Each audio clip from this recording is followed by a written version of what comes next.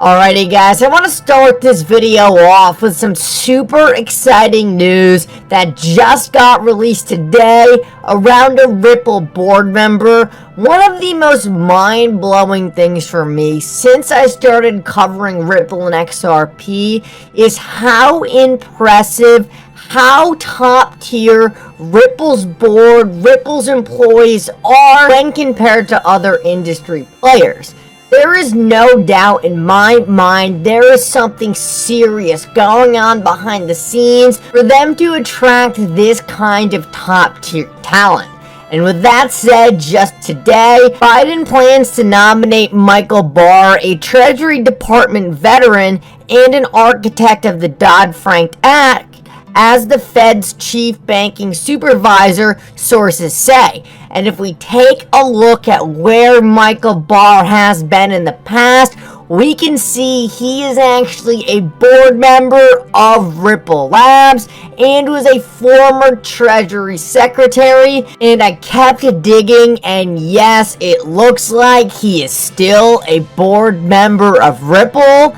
I wonder what company he's going to be pushing for the US to build their future CBDC on.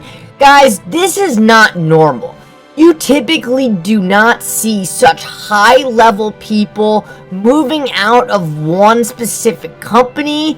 I have seen countless members now come to and from the Fed, to and from the Treasury, and they always end up at Ripple. And I think it's important to ask the question, why do they always end up at Ripple? Or why do all these Ripple members always end up in such high-level positions in the US government, specifically around the financial sector? On top of that, during an SEC investigation. You would think if the SEC investigation had any valid claims to it, well, the Ripple board members probably wouldn't be such a hot candidate for such an important Federal Reserve job.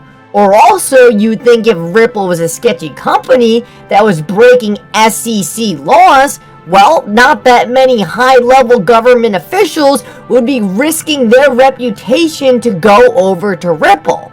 So with that said, what's going on behind the scenes? And the funny part about that is we don't even really need to speculate.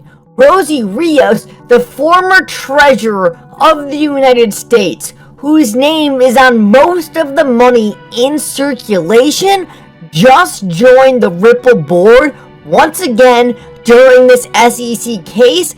And what did she say her job was to do? To design the future of money. She said she was leaving the Treasury to design the future of money and then went to Ripple. Does that answer the question of why these people are going back and forth? Ripple is the United States' only hope to catching up in this worldwide cryptocurrency revolution. The US is so far behind, but they have one of the best cryptocurrency companies in the entire world. I would argue the best cryptocurrency in the entire world, who can catch them up overnight, and that's what's happening here. That's why these officials go back and forth. They are feeling out, they are building the process, they are creating the standards, and that's why someone like Rosie Rios, when she talks about Gary Gensler, she says, I adore Gary Gensler, because all of these people are in the know. They know what's being built behind the scenes. They know what the future of money looks like, and there is no doubt Ripple and XRP are going to be that future of money. If we take a look at what Rosie Rios said, she says XRP is one of the few cryptocurrency options out there that have a credible and legitimate use case. Does that sound like something the SEC has to go after? Of course not. This entire case was to build regulations. The United States builds regulation off hallmark cases. This will be that hallmark case. There is no doubt in my mind, if this case had any merit to it. You would not see the board members of Ripple getting the highest level positions at the government, and you would not see these high-level government officials coming over to Ripple's board to design the future of money. Alrighty guys, with that out there, time to switch topics. We're going to talk about settlement now. Why the SEC is going to settle this case. There's no question in my mind that the SEC needs to settle this case, but something just got filed today that you guys are definitely going to want to see. I believe the settlement discussions have already begun. To start though, I need to address why the SEC is going to have to settle this case. So earlier today, Jeremy Hogan put out a video, and he essentially was talking about Ripple's huge win on the DPP reconsideration, but he also said that he was slightly worried that the SEC was going to try to redact all the documents so that Ripple could not see the smoking gun. Well, I put out that even if the SEC did redact the smoking gun, and if they were able to do that, the judge is still gonna see it. So I'd imagine this is still a catastrophic scenario for the SEC for any hopes they had at summary judgment. I also 100% believe that the Ripple lawyers already know exactly what was contained in those DPP emails. So they already likely know exactly what they're going after. And the SEC can do everything in their power to hide it from Ripple, but at the end of the day, they can't hide it from the court, because for them to redact the documents, the court is gonna have to see it. So right there, handing over these documents to the court, they just blew up all their chances at summary judgment. They lost the bulk of the case already, because when the court sees that the SEC had no idea if XRP was a security or not, well, that blows up their case. So the SEC is now heavily incentivized to settle this case at all costs, because summary judgment is no longer a realistic scenario for the agency. They would have to pay all of Ripple's legal fees on a case that they know will get lost in summary judgment. Additionally, this thing going to summary judgment means that the SEC is going to carve this case into stone for every single other cryptocurrency project the SEC goes after to use against the SEC. This is something the SEC cannot risk happening.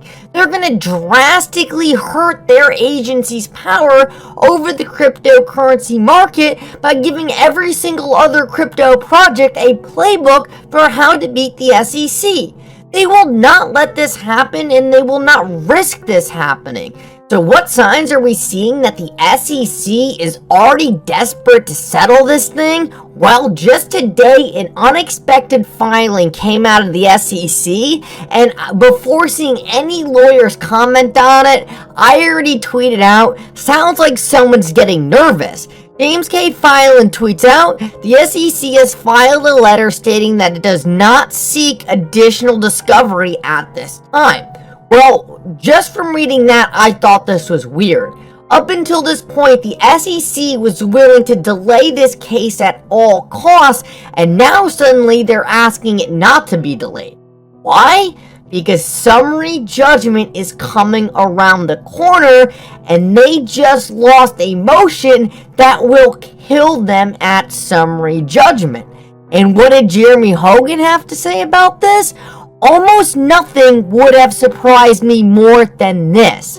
And yes, this is a very good. The only remaining areas of delay are the Hinman emails and in general just scheduling. The SEC discovery is complete, and that's a big step forward. But what Stephen Hubert pointed out might have been even more mind-blowing. Let's take a look at this. We all know that XRP had an unexpected pump yesterday. It was nothing major, but let's take a look at what was going on behind the scenes. If we take a look at this specific meeting notes from this filing we just talked about, it says that the individual defendants met with the SEC on April 14th, which was yesterday, at the same exact time this pump happened. Well, what else happened yesterday? Apparently, this internal SEC meeting where they discussed settlement of injunctive actions. What major settlement could they have been talking about at the same exact time they were meeting with the Ripple lawyers? I'll let you guys think about that one on your own, but I have my suspicions. So is it that easy? Is the SEC just giving up? Of course not. The SEC came back and filed another motion for another reconsideration of the Bill Hinman emails and explicitly stated that they are going to appeal this to Judge Torres. So you might be thinking, that's a bad sign. Well, no, Jeremy Hogan told us that this is actually a very